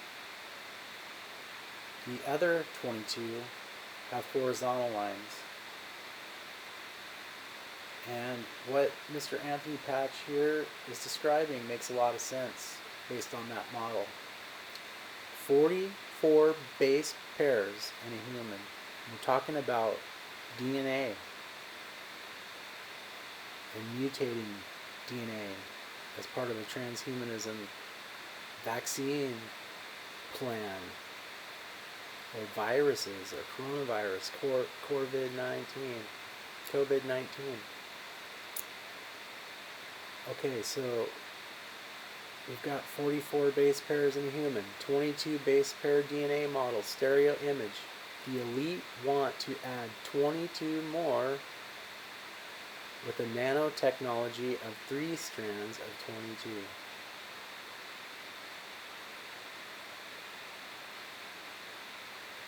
Well, there's that number 44. There's that number 22. Just like in his architecture.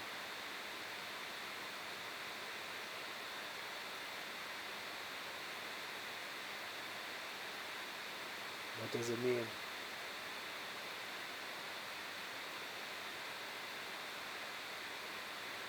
Does it mark the end of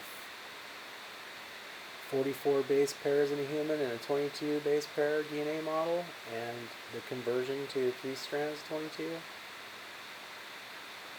I have no idea.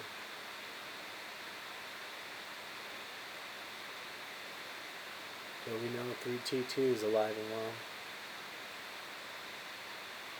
Okay, everybody, so that's a wrap for now. This video is already 2 hours and 12 minutes long, and I typically don't like to do that.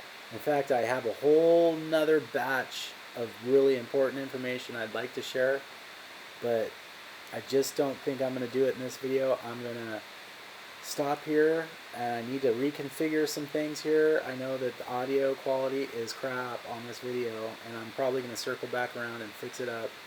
But for now, I just really want to get this information out. I think it's important. Let me know what you think. Like, subscribe, share, like. Won't hurt my feelings that we need to get this message out. I think that people will be very interested to hear. And for now, I hope everyone is safe and healthy and stays that way for a great long while to come. All right, people. Peace and love. Thanks. Kimmy Trails out.